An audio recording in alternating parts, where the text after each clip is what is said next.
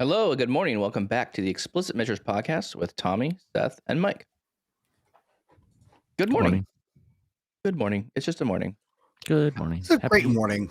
Welcome to Good the day morning. to you, from this- Thursday. Yes, from a snowy northern part of the United States. So hello and welcome from that. We are super deep in snow at this point in time. So my back is extremely sore.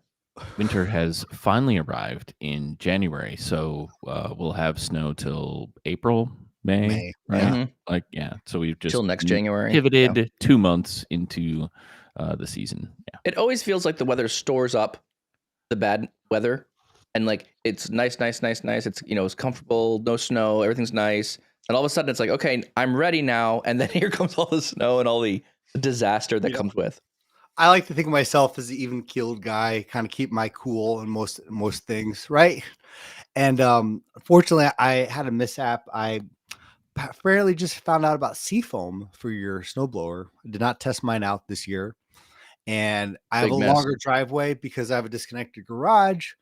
But yada yada yada. Snowblower didn't work. We had a bad shovel, and let me just put it this way: my shovel's into pieces now. Oh no. Yes. Tommy got it. Tommy had that was not a level-headed decision on It the was shovel. not a level head, but you know what it was? Getting a It was the shovel Italian with passion coming out onto the shovel. it was a mafia decision. So now I have a shovel with the metal tip, which helps a ton. It does help. Very much so. Today's topic, real quick, before we get into it, we'll go into news here in just a moment. Today's topic is called The Politics of Data. And we have an article for this one today that we're going to go through together. I think this is a great article and very relevant for organizations trying to think through how does politics and who gets to own what in the data space work for the team. So that's our topic for today. Any quick updates or notes or any kind of items we want to talk about from a just news standpoint? There hasn't been a whole lot out there on the Power BI blog. There's the switching. There's the what reads to me like a hey guys, we need to put something on the blog. What is it? What is somebody doing?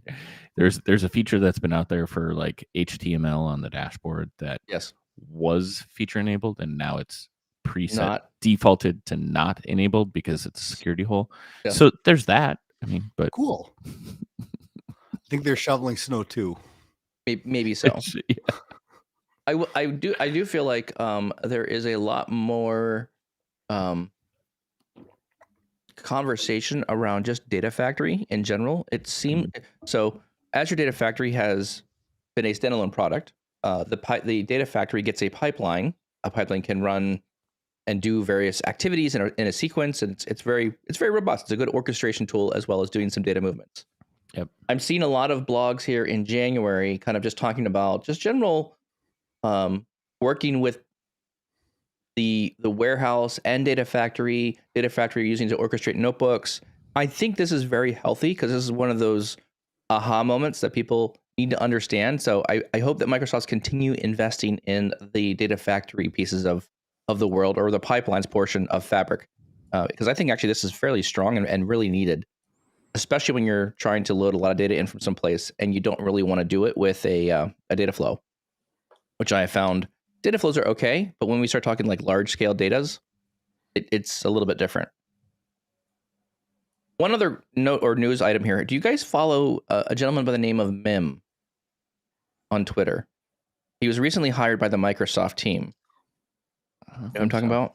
Gonna have to give me a little more context. So Mim is an individual who's been very vocal about this database, like an open source database called DuckDB. He does a lot of performance testing around like Fabric and Google and other systems, and kind of does a lot of performance testing.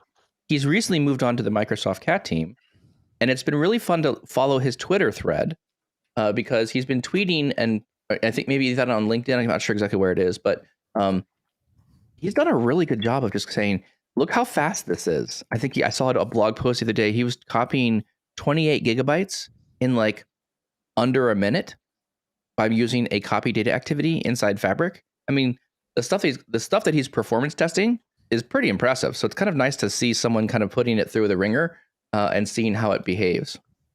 Let's see if I can find his Twitter handle here. A copy data activity via like pipeline service? Pipeline. Yeah. Interesting. I'll have to go find. Let's see if I can stumble across his article. that has been That's the fun 28 part. gig. Yeah. How many files? Or are we just copying data from one structured table to another? That I could believe. I mean, maybe it's something along those lines, but it was that makes it was sense. fast. I mean, regardless, I mean, it's just I don't have when you get things like Fabric in your hands, you get to see it run, you can play with it, but unless you have someone testing, like, okay, how long does it take to move 50 gigabytes? You don't know. Like, if we're talking to a SQL server, how long should that take? People always ask me as a consultant, like, hey, how much is it going to cost me? How long is it going to take? And a lot of times I'm like, well, I have some data points that I've used in the past, and but I don't have like a library of like, okay, here's my statistics for every single job I've ever run, Well, this Excel and how long file, this. So it's nice to have Mim kind of doing some of those 15. things. Honestly, that's a great part about the community is I've been seeing a ton really since Fabric came out of people testing, and they're showing the cost or the usage on all these different scenarios. I know Bernat's been really good with that. There's been a few other people, some a little more negative than others, on their take, but at the same time, we're getting a lot of preview, and this has always been Microsoft's community. This is, to me, why adoption's always been so rapid. Is because you get people who are sharing. Man, was Twitter out when Power BI first came out, or am I showing my age here? What? Well, I don't know if I remember like when Power BI first came out, and then that growth or seeing all the stuff I had to learn. You can learn a lot of stuff on the social media platforms now, or at least get a ton of information. I would 100% agree with you. And I'll echo here so that I put it Mim's Twitter handle there on. There you go. I fixed my mistake. I'm not following Mim. Okay, you need to follow. You need to make sure you follow Mim. And again, he's now hired by Microsoft, so you're getting a lot more of like broad tests on top of Power BI things and Fabric related things. Anyways, sweet. Highly recommended. Good follow there, and a lot of good learning that comes from. Here's his LinkedIn profile as well, so I'll just put that out here as well. Go follow him. Stay in tune with what he's doing, what he's copying. But anyway, some really interesting things coming from Fabric. Seems to be very performant. Pretty impressive stuff. Anyways, I like that stuff. Moving on to our main topic today. Tommy, give us a little introduction. What's the gist of our topic today? We're talking about Down and Dirty with the Politics of Data, an article written by Ralph. We've talked about so much about data culture and the need for data to become more consumed by the organization. And this article does a good job of, or to me, I think it's a great talking point of when it goes wrong, or when it gets, instead of being ripe, gets a little sour. And I've seen this. I've been a part of this, where rather than data being a part of an asset, or being an asset seen as part of how we make decisions, it's more for control. It's more for how we do things. And it's either business technology teams owning it and feeling like they have control, so therefore they have power, or departments feeling the need of, don't share my data because I will share my data because I know how it's calculated. And you get truly the politics, and you get truly the selfishness around their data, because they don't want to be judged wrongly about this. And this goes from the top down, but it's both the ownership of that data, whether it's the flow of it into the organization, or how it's measured and how it's communicated, when it goes really wrong. And I think all too frequently how easy this is to happen within organizations. There's a lot of really good points in this article. Let's just kick it off with like the main headline of the article, which I think is a really good observation. Make no, and this is reading from Ralph's initial like headliner here. Make no mistake about it. Data is a critical business asset. Therefore, control of data is power. Where there is power and control, politics will follow. I think that's very insightful. Sounds a bit like Lord of the Rings. It does. Do we hold the Data Mordor? Such a clickbaity title. There should have been like, and click here for the next page Yeah. where it gets reasonable, right? See, Because 10 shocking images of data. 10 shocking images. Top of the first paragraph, the control of data insights within an organization will not necessarily play out as power struggles and political battles, with the result being one person or team ending up the winner or the loser, but it certainly can. And along the way, the organization as a whole may end up in the loser column. It's a great opening statement, I think. I think the only other point I'd make with the article is it was written in 2020, right? So Power BI was out. There's no mention of that, but the other aspects I want to dive into as we're talking through this are there points in here that Fabric is challenging in this structure? It's a great idea. So but I agree, right? So far with the layout of. I think there's an early point made in the article talking a lot about just businesses want to own their data. And I do have some examples of businesses that I have seen kind of owning their data and not I would say not manipulating it, but then putting their department in the best light that they can based on their reporting. I have definitely seen things, especially in supply chain pieces, where let me say it this way. A lot of companies incentivize based on performance. The data of that performance dictates some sort of bonus or justification for spending more or not spending more or something like that around. There's usually a goal of the organization. An enterprise goal is tied to something that is related to data. Interestingly enough, the teams that are working on the data are the teams that own their own goals. So, for example, a manufacturing plant has a goal to produce something in a certain amount of time. Well, the numbers get just adjusted so that, we forecasted 100,000 units, but we only made 85. So we'll just adjust the forecast retroactively. And so now we make our goal. Like we now have met the forecast or, whatever that may be. But there's adjustments being made so that way the business unit has meets the goal. Right. And I don't think that really helps a lot of times. I've seen so many times where the forecast is being adjusted based on reality. I don't think that's right. I feel like you should leave the forecast alone, and that is what it is, and that's the forecast. And whether you make it or not, that's. But there's cultures out there that allow this to happen, and so the ownership of the data, how the data is being massaged, what's filtered in, and Tom, I think you've voiced this in the podcast before. Very similar behaviors where a team doesn't want to have their sales numbers down for whatever reason. And they adjust, well, we need to take this data out because that was an account that's not our account anymore. And that's that other team's account, right? We filter that out, remove that from our numbers because it made them look bad. But then two, now they can meet their quote unquote goals for the year. Well, I think you said the magic word. It's culture here that's really the core issue. And to your point, I don't think people are trying to own the data for the sake of power, or they're seeing in that light like, hey, we need to have the power and the control.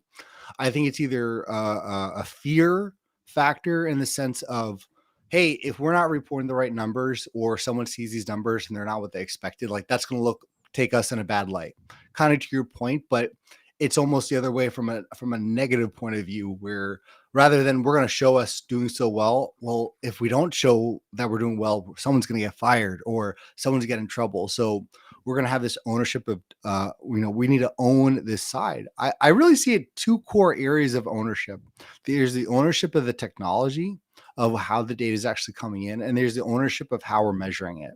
That I've seen kind of be the two core issues of control and how the data is massaged.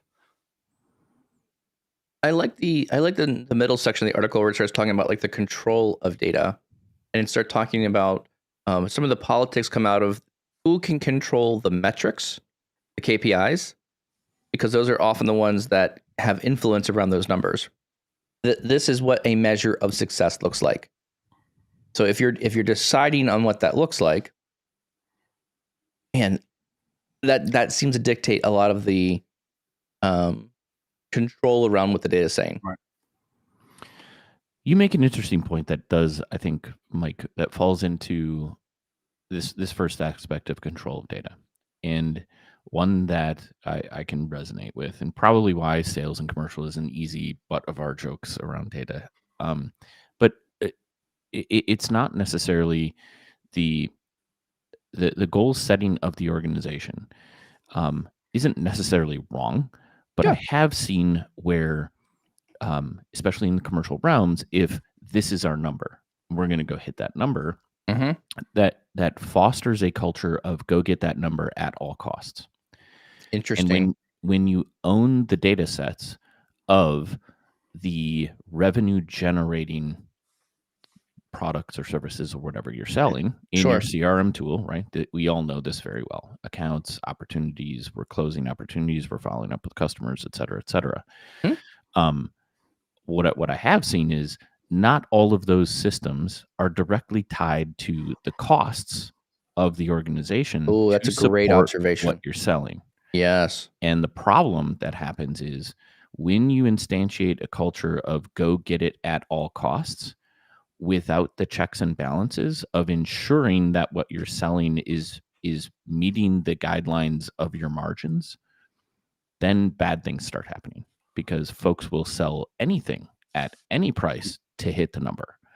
And that's where I think total control of an area isn't necessarily representing bad data or representing that they're not hitting their goal, but that's not the whole picture, right? And that's where you start to get into account like revenue operations, where accounting, like the things of finance that round out that whole picture that should be part of the conversation right out of the gate, or should be built into those systems so that as you're chasing that number, the account exec doesn't need to worry about, or the organization doesn't need to worry about not hitting thresholds that you should with every sale to ensure that what you're selling ticks all the minimum boxes of pursuing that number. Well, and it's not just finance data either. I mean, think about all the different departments that don't directly have something tied to finance. To me, I've seen this come to light all too often when Power BI becomes, or the kind of central part we're going to do reporting. And the problem is when we have assumed data.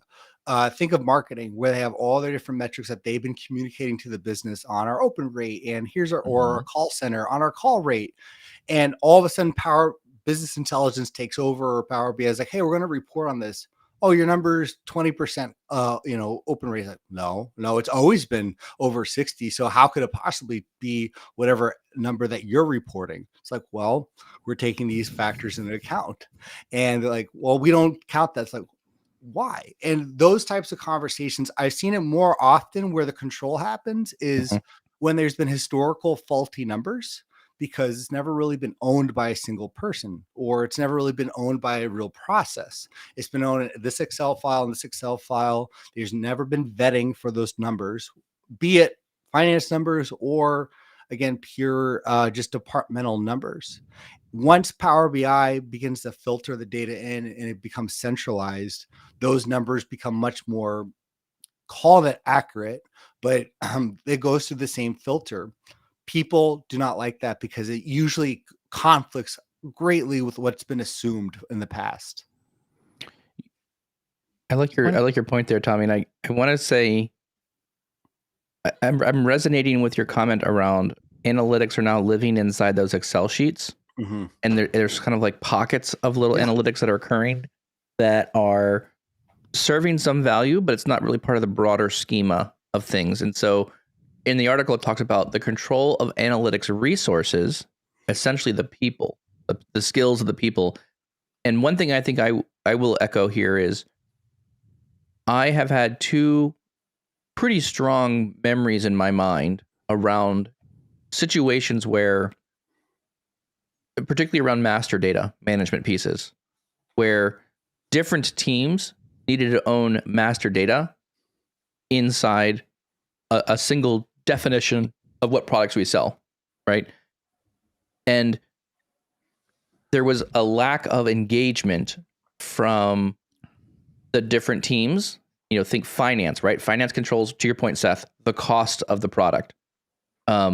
Sales and marketing define the name, the value, the branding, some of those things. Engineering controls the dimensional size, like how heavy it weighs and all the mechanical pieces of the item, right?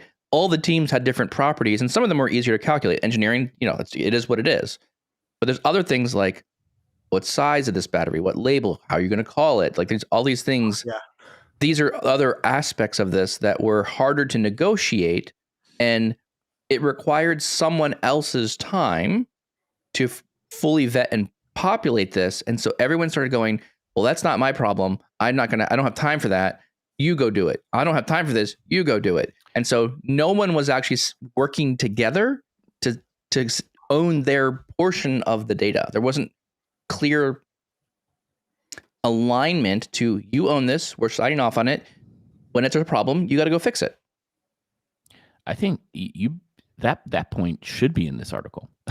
Oh, it's there are no owners, right? Yeah. Yes, it's where different it's the cross collaboration problem with people, where nobody wants to take ownership of the full solution, and the data solution is separated into multiple different source systems that nobody wants to like give up or right, like, and that is also another huge political, like, I own it. I suppose it's not necessarily you can't access my data. It's right here. Fine, go ahead. Like, I'm not owning my data.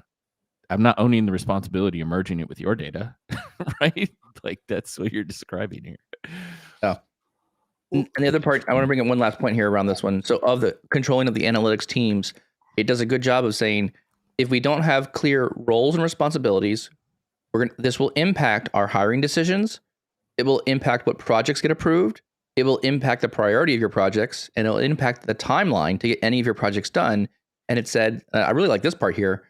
The warning sides of some stealth politics are going on around data is you start seeing the hiring of redundant data resources.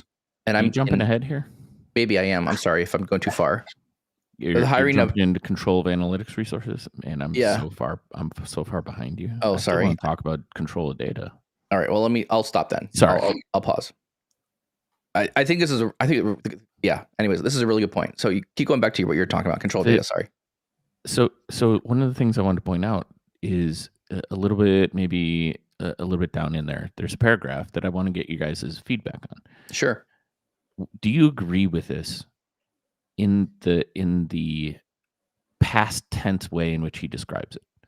While not usually nefarious, these situations are often born from the early informal days of the company analytics activities, ...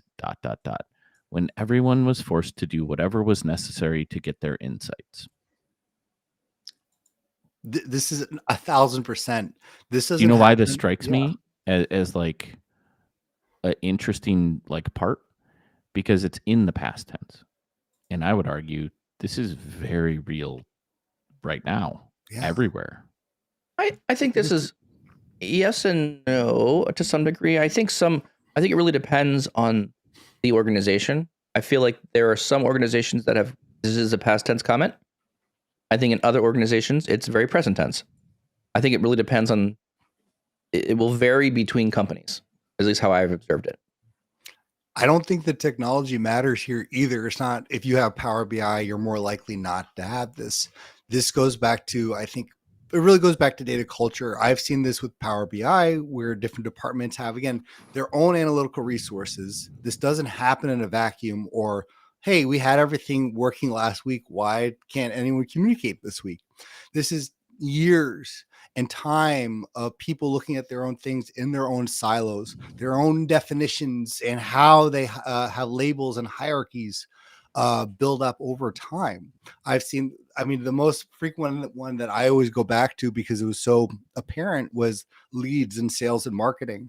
But this happens across the board. If you have departments and teams working siloed, not working towards universal definitions of how we measure things and how we label things, this is bound to happen. It's just like weeds growing without you actually acknowledging it, especially if you're not cross collaborating. And especially, I think, to me, and I don't want to go to the centralized thing, but without some centralized resource of business intelligence, or how do we measure things, without some committee or governance, this is bound to happen because every team gets their own culture over time without looking within the organization. If you're working siloed, you're bound to get your own habitual ways. in your own definitions. Yeah, I would argue that happens anyway, though. Like every business unit has its own culture. They operate in different ways with their own data. I think the challenge to that is a cohesive strategy that hits them in the face across the organization and lets them know that there are better ways to do things and engages and helps them doing that. That's why, when we talk about adoption, there's this big caveat, like you get one shot at that because of that reason. You're disrupting a normalized process. So I don't necessarily think like it can be bad, but it can't, like there's also I would expect it. Right. Which is also one of the reasons when we talked about this last Tuesday, like this is why you do the workshops in the business units, right? Each business unit is different. Yeah. And I was going to bring that point up, Seth. What we talked about with the workshops and running assessments, this is the biggest risk when you run those workshops for them to go terribly wrong. If you have all these lack of definitions in this rigid control, you walk into those workshops going, okay, we're going to have these really productive meetings.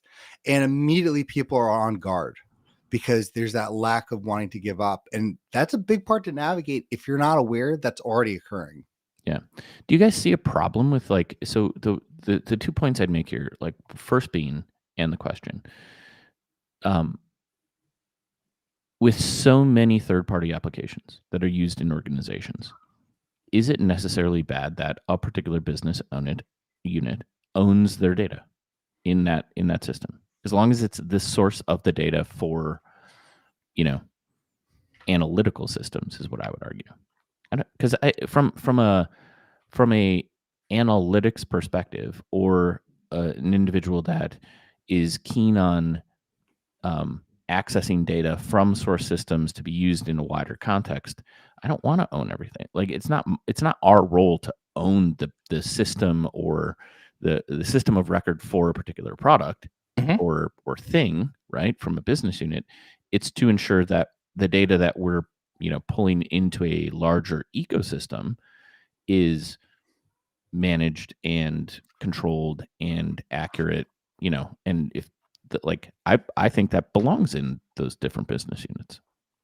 This may be a very cop-out answer, but I'll give you mine.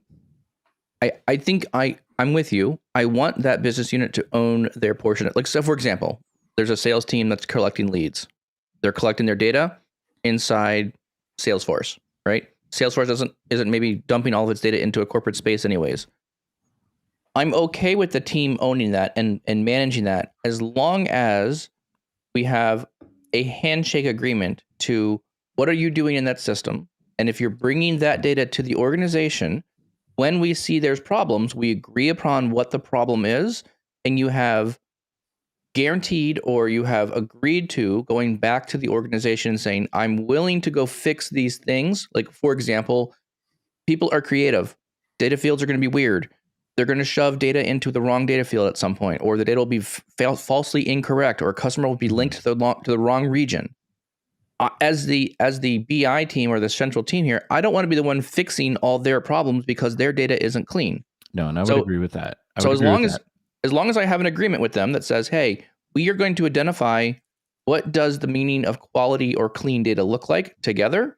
The idea is you own it. And when we have problems, here's the threshold. When data gets below this level of quality, you will stop building new things or doing work. You'll come back and someone will be responsible for cleaning and owning that. Then I'm good with it. I agree with that, because that's the handshake that has to happen. Agree. When enterprise systems or systems of data, like the analytics aspects of these things, start to plug into those. Agree. You are the data steward and the subject matter expert of these things. Here is what we will notify you and let you know what we're using in your system. Here are the dependencies that we have, just so you know, here's what we're using.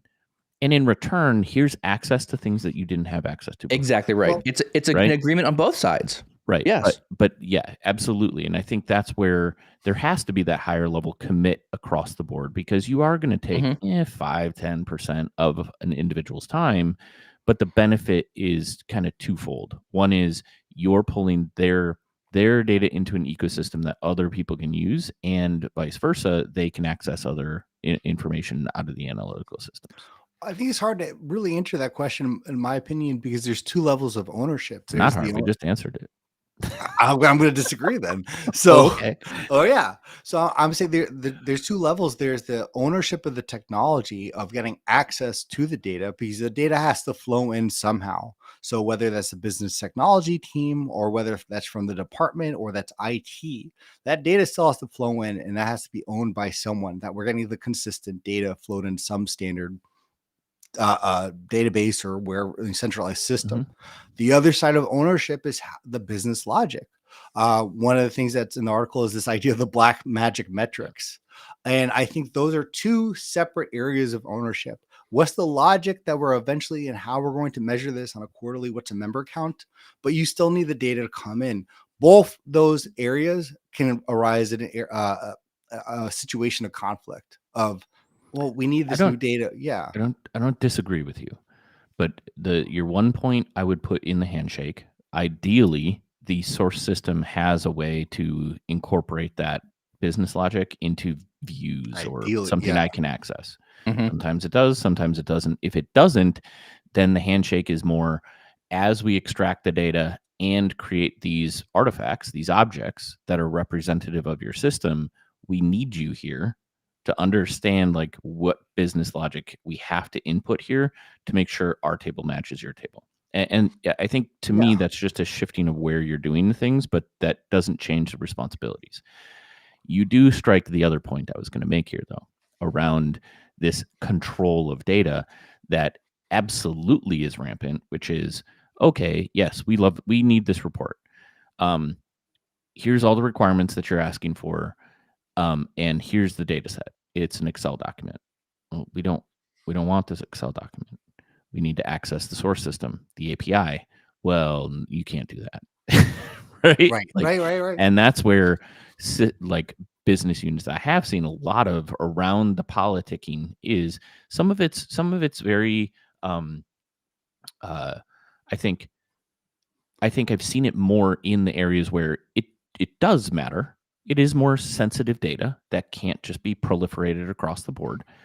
But at the same time, like that just means when you're pulling in security folks, or when you're pulling in the strategies of how we're going to extract, that really isn't a blocker anymore. But still, that's where the politics part of it will be, where there's resistance to open access to do the things that are required for analytics. Because in many cases, and not all the time, but one of these where it's a real pain point is, can you extract data from systems? Sure. But what most third-party systems don't do is give you a historical record. Mm-hmm. CRMs are a great example of this, where it's like, we just looked at the quarter opportunity statuses, right? And they just completely went from this to this the next quarter. How? Who did that? Why? What happened? Right? And there's no historical trending, no tracking of that. Yeah. Unless you're capturing that data on a daily basis like analytics systems do. Right?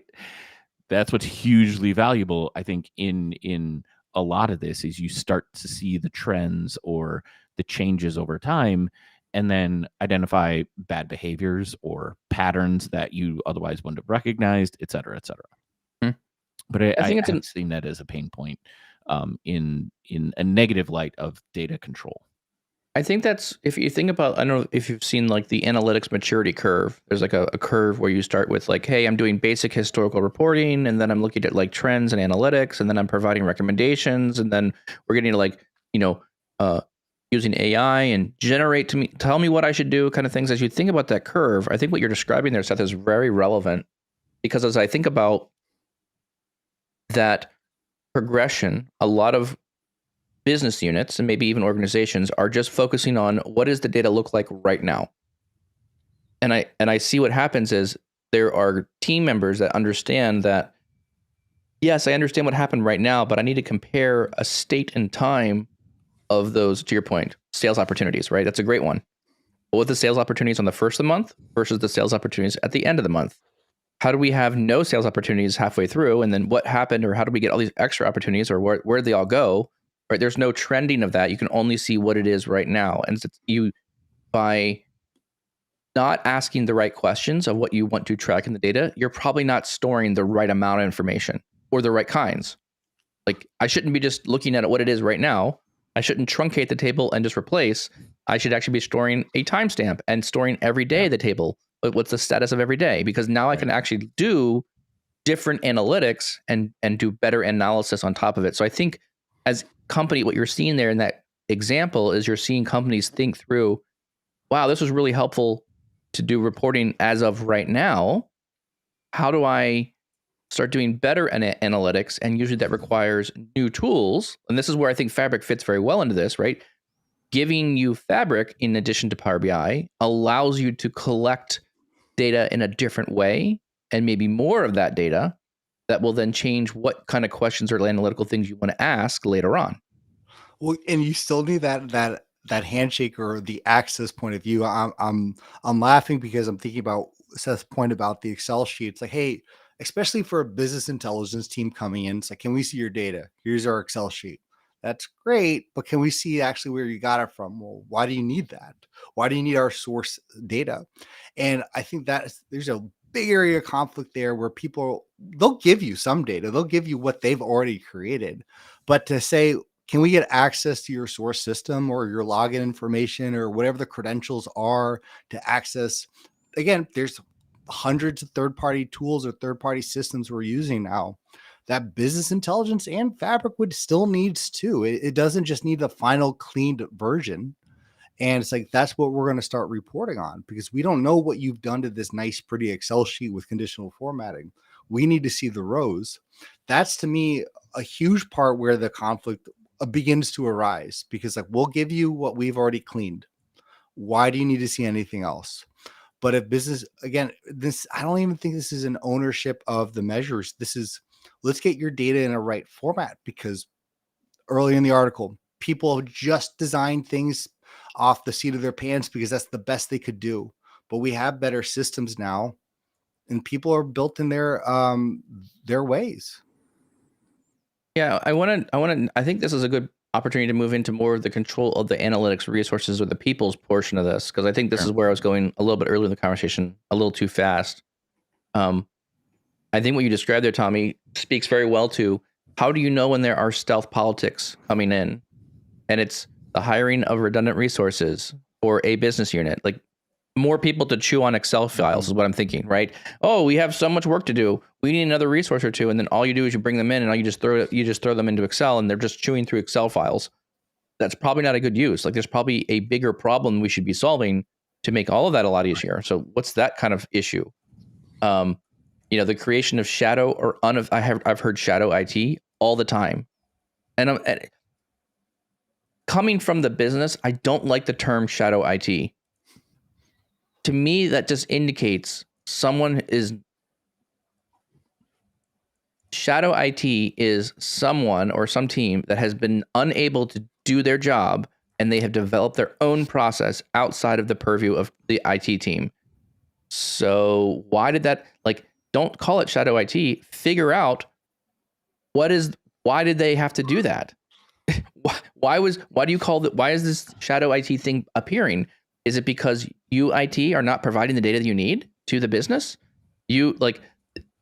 Everything I see in Power BI right now, especially with Fabric and incorporating here, is I see the line between where IT used to do the data work and where the business did the work is now continuing to blur more and more. And I think about Rob Colley's book. I think it was Analyze Something in Excel or something like that. He's got some kind of really great book that I read a while ago. But in the book, he describes there's this moment where when you involve more people in a direction, analytically, whatever that thing is, the more people you add, the more communication that's required to understand the direction, to get everyone on the same page, to get everything moving the same direction. And what Power BI is doing is it's adding more capability to business, and you're involving, I think, more people to have input around what data is doing. And I think it's the right approach, but I think businesses are struggling to figure out what's the right blend of how this works. Does that make sense? It does. I think from my perspective in this realm, I don't think this is the article kind of paints this in this like mysterious, nefarious way that like, oh yeah, we're creating problems for the organization. But I almost guarantee you this is a perspective thing. It's not like the business unit is able to do things that are like nefarious and like this, like the business or leadership team doesn't understand that like they shouldn't be doing it. I think this is a problem of how typically business people operate, which is a give it to me now mentality. Like we have a problem, like it's the same thing engineering or business intelligence teams get hammered with literally. You see a nail, you whack it with your hammer. What is your hammer? It's your skill set. What is your skill set? You know how the business runs. Excel. You access it, right? Like, so what you see that nail, what is it going to take? More bodies, right? Mm-hmm. It's going to take me requesting this thing. Oh, that's too slow. So we got to do it ourselves. And I think that's where we get ourselves into trouble. In large part because they don't understand what is possible, or that there are better, more efficient ways to do the thing that they need to attack. And this is very true in data tasks, right? Virtuous waste is a thing. That's why we as business professionals, you as consultants, can literally with 90% confidence walk into a business and say, if you give me X amount of dollars, I will give you that back in the 1 month I'm here, right? I just point me to a business unit. I'll find efficiencies, right? And in many cases, like we're not out to fire people. We're not out to people. No. But like, how many times have you walked in and be like, this person, all they do is move data around. If we automate this process, that person can do something else, right? Like analyze the data or like give you insights and like increase the revenue of this business area, et cetera, et cetera. So I think this is where, Mike, to your point that you were ending on as well, that I agree with, is this is why the focus on data culture, or these really large initiatives that we talk about on Tuesday, are so valuable, because we're trying to raise the bar of general data understanding and capabilities. Across so the that entire business organization. People in their business units, regardless of what they're doing with the data control or analytics resources, understand the art of what's possible. Yes. And when you're doing that, that should start from the top, so that as you're moving down, any of these requests that start coming up through the organization should be halted, or at least tailored into a different direction of like, guys, why are you okay, so you're going to do this, but do you know this team over here is doing that? Or did you know that we already have an initiative going on here? We have resources, we have some capacity, go talk to them. So instead of us agreeing to your 2 more resources, we're going to point you in this direction. And I just think it's a byproduct of areas of business trying to execute in the way that they know how to as quickly as they possibly can, which is what we're trying to do. We're trying to increase the value of the business in our different ways. And we're in a unique position, I think, because we have the foot in IT and the foot in business, right? So these perspectives are our responsibility in the adoption roadmap that we talk about all the time, and the data culture, to raise up throughout the organization. And they're going to be handled and executed on in different ways. But this is where you would start to see, I think, the, analytics resources start to be congregated in specific areas, as opposed to they need a person and they need a person and they need a person, right? Like that you start to build some cohesion, and maybe you then have resources that are those, Power BI champions or Fabric champions that you consolidate into, what is your extended team of a COE, or, the working, off the top of my head, the name of those people, the champion team, right? That are pushing the larger efforts into the organization. But that's, to me, just kind of part of this collective communication that has to start happening, or at least strategy that has to happen within organizations for this to work. And it's very much a domino effect too, to your point, Seth, where the longer that goes on, with the more June 2023, July 2023 Excel sheets you have, or people working on that over time, when you begin to shine the light on this, you're shaking the core of the data itself or the people working on it. Because like, well, no, I spent 20 hours on this and I've done all this time. The longer people have been working in those systems or that same process, and now you're coming in. Odds are the numbers are going to change if it's taken over by business intelligence. There's going to be some flux there, and people's processes are going to change. The longer, to your point, that people have just been doing things because they needed to, the more you're shaking their core, the more you're shaking what they've known to be true. Um, and I think that's a big point of how do you address that?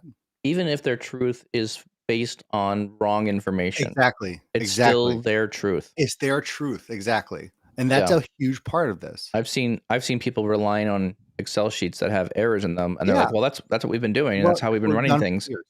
Okay, but there's clearly errors in here. Can you see But where, it, like, but it's Right. wrong. but it's Right. wrong. But that's So, what they'd be. But but to take your it point from though, their it's like, shoes. well, Yeah. they have to be like, well, you have to get people to acknowledge, like, okay, yes, we're going to move forward, we're going to do better on our analytics, but like, it's a challenge because you have to get people to agree, like, okay, yes, it was wrong. Okay, how are we going to do it better moving forward?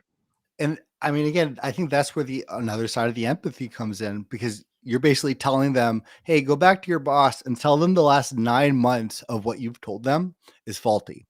And all the time you Well, spent that's the getting the data. reluctance. That's the reluctance of why they don't Right. want to change.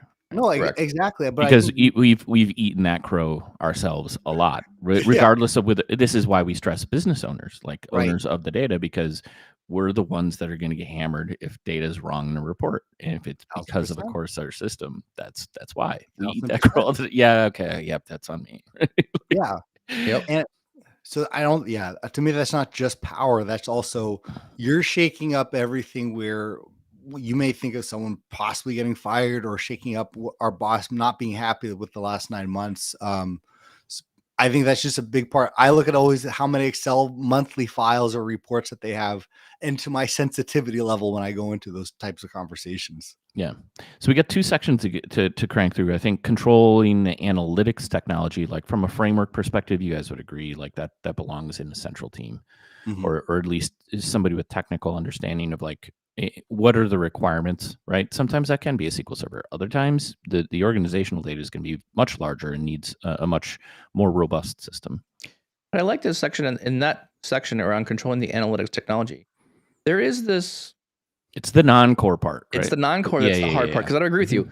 There are Mhm. core parts of your business that comes through a central team. You're going to put it in a central storage area, server, lakehouse, whatever you want to call it, and it gets served from there, which makes sense because again, the business has decided there's enough value behind that they're going to plan and design it correctly.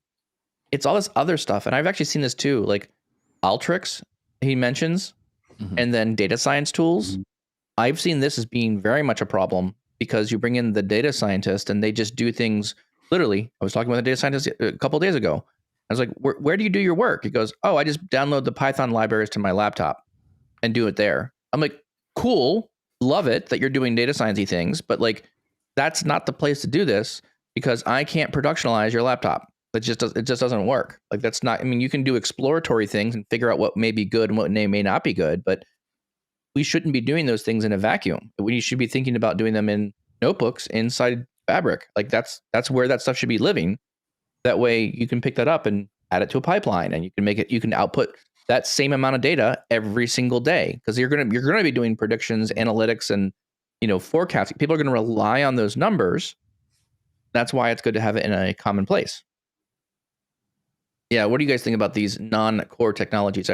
I think about Access. I think about Alteryx. I think about, people buying other analytical tools, not Power BI, like Tableau, or have other versions of software that are around that are just maybe through an acquisition. They're just there. Yeah.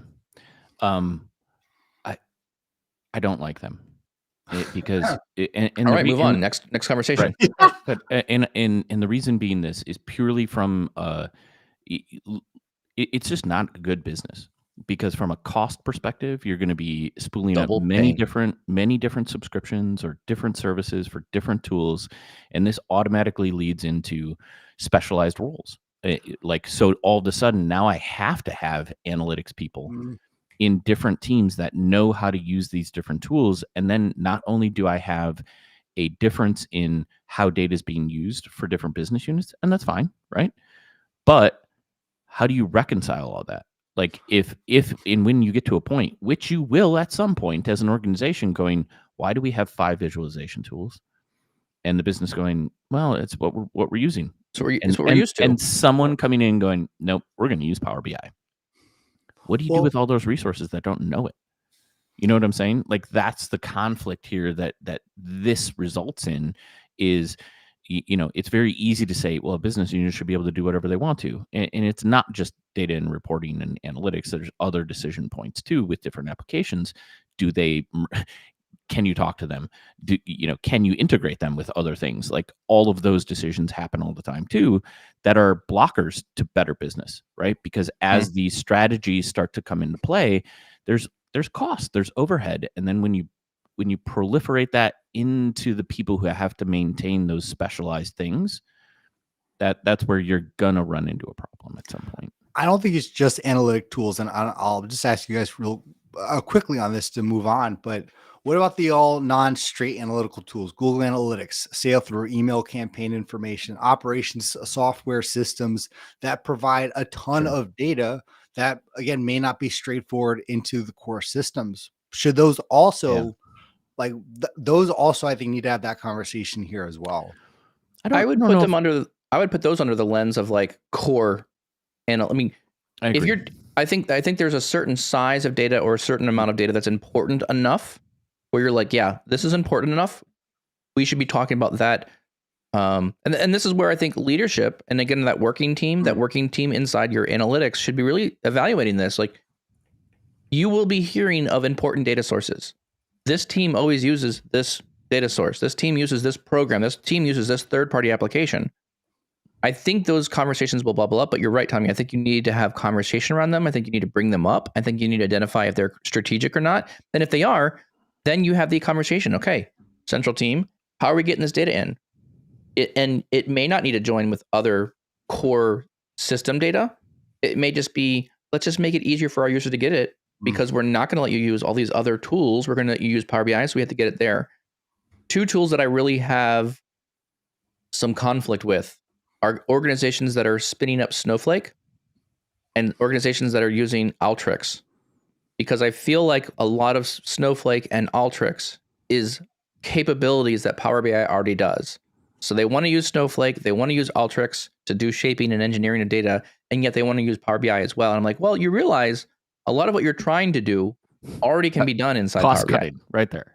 Right. I feel like you're double dipping or spending more money because you're building 2 things. So if you're going to pick these things, right, let's just pick strategically what we're going to do here and try to have a plan to figure out, do we really need Snowflake? Does it fit our long-term objectives? And I've heard really clearly from Snowflake, they're not putting any kind of AI stuff inside their ecosystem. So when you're going to have to buy another tool to run that in addition to everything else. So I think companies really need to be thinking about strategically, how do we get our data? How can we get it stored at volume? And what tooling can we put in place that will allow us to do deeper analytical things? The next gen of AI and machine learning, it's going to get there. I think Tommy, to your original point, like I'm fine, and I'm like 100% on board with reporting from the system of record.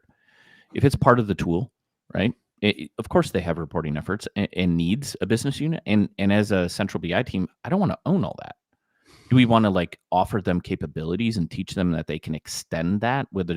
There are always needs with joining to other data, right? Or aggregating and seeing data in a different way, or to our time, our perspective, maybe plugging into our analytical data systems that have the historical record, right? All hugely valuable, especially if they know how to use those tools. I think it's the extra analytics tools where I say standardize if you can. Absolutely standardize if you can, because what otherwise happens is those business people either hire or upskill themselves to learn how to use those tools, and then they don't, rightfully so, they don't want to do it again, which they would have to do if you're going to say, now you can't use that anymore. We're going to cost save, get rid of your 3 products, and we're going to have 1 product now, right? Yep. It creates a challenge. Is it an opportunity to learn more? Yeah, but at the same time, like you think about those cycles of how a business is already investing in solving their problems, and you're saying they have to use a new tech stack. Like it's the add-on part that I think it's a risk. It's clearly a risk of, yes, I agree. All right, with that, let's do final thoughts. I think we're basically out of time here on the article. Tommy, what do you think? What are your final thoughts, your kind of key takeaways here for this article? Honestly, for me, this is something that happens easily, and I think without a lot of bells and whistles, without you knowing, and it creeps up on you.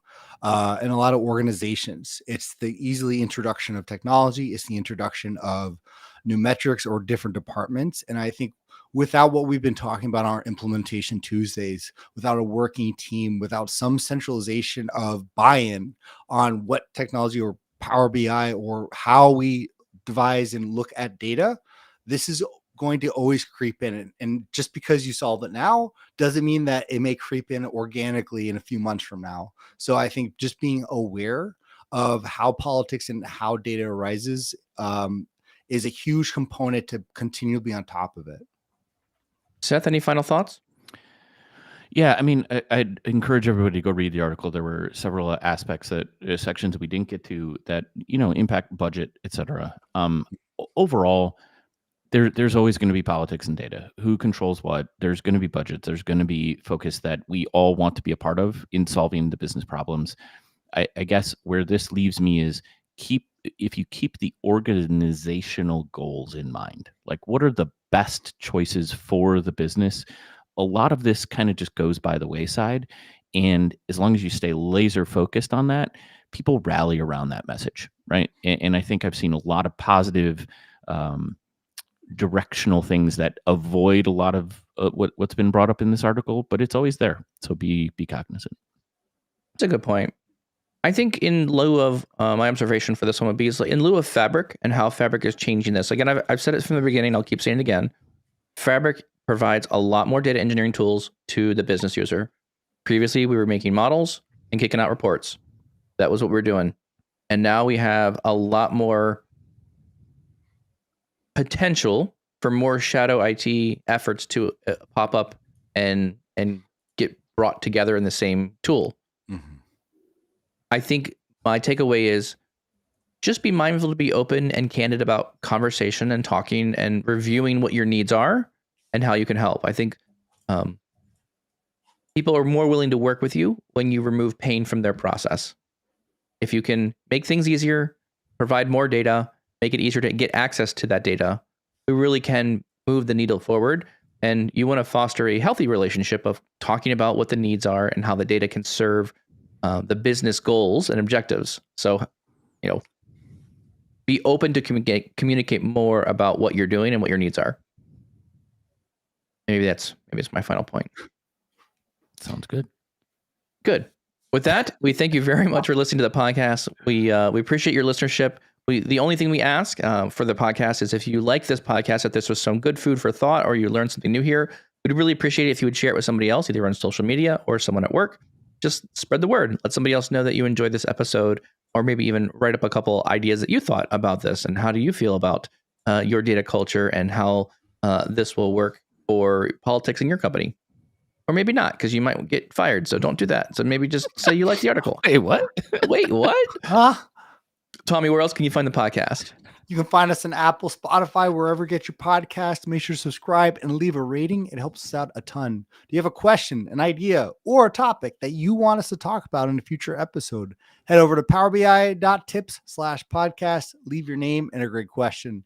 Finally, join us live every Tuesday and Thursday, 7:30 a.m. Central, and join the conversation on all Power BI Tips social media channels. You did that in one breath. That was amazing. Nah, a few.